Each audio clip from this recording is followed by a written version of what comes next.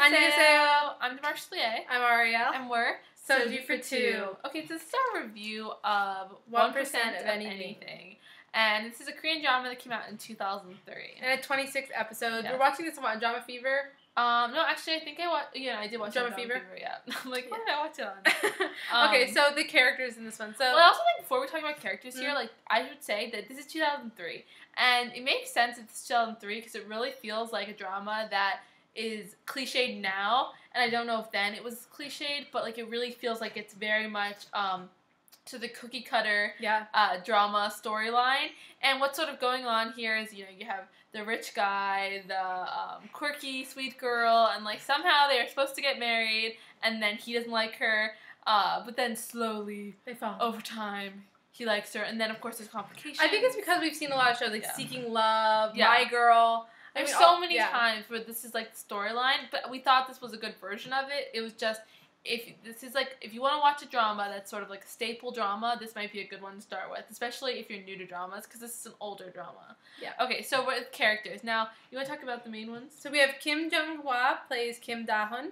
Kang Dong-un plays Lee Jae-in. Yeah, so those are the two main characters. Obviously, there's a lot more characters in this and family dynamic and things like that, but those are the two mains, and they were really interesting to us. Now I think with the two characters here, like, I think he plays the jerk really well. Oh my god, we love to hate him. And he is, like, I guess they say, like, every time I saw him described in, like, a synopsis, it was, like, described as, like, a baby face. So I guess he is kind of like that, but it was sort of funny because he seems so much like a jerk, and then he, like, smiles all cute and innocent. So there is that. That's like that. You're beautiful. Like you love that about Jung Eun-suk too. So, but it's like I feel like it's a little less severe than that, but still cute. And the main female lead in this, I thought she was awesome. I mean, I would want to watch more dramas with her. You know, she's a really big actress, but we've never seen any of the things with her in it, which is interesting. Like somehow we've just missed all those dramas. And I think that, like, obviously the grandfather, which we've seen in so many dramas, I mean, he add a lot to this cast, and there's a huge family here, so they all add a lot.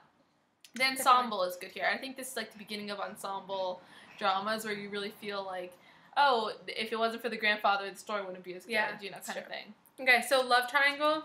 Okay, well, obviously we have some of like the dynamics here with other people trying to be involved. Trying to get into it. Yeah, and both sides, right? We have like her love triangle in the beginning, his love triangle, but really nobody's. Like, they have enough drama with each other that they really don't need, like, other people to constantly deal with it. Yeah, it's like, it's not one of those, like, love triangles where you're like, oh, maybe we want this guy. Yeah, it's not like that. Not at all.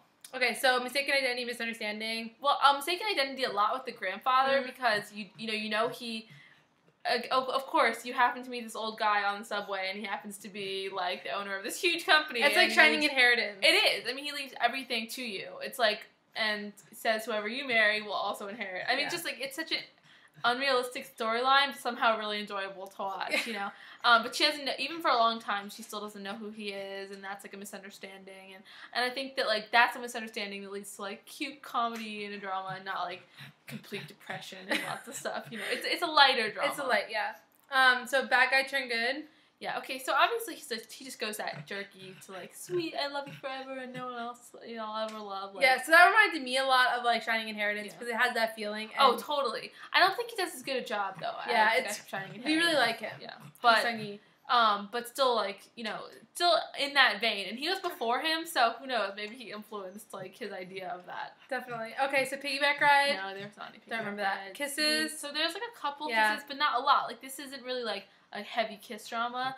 The two leads, like, it takes a long time for them to kiss. Now, he does try and kiss her really early on, but she, like, kicks him in the shins, you know, the traditional Korean kicking in the shins and trying to kiss someone.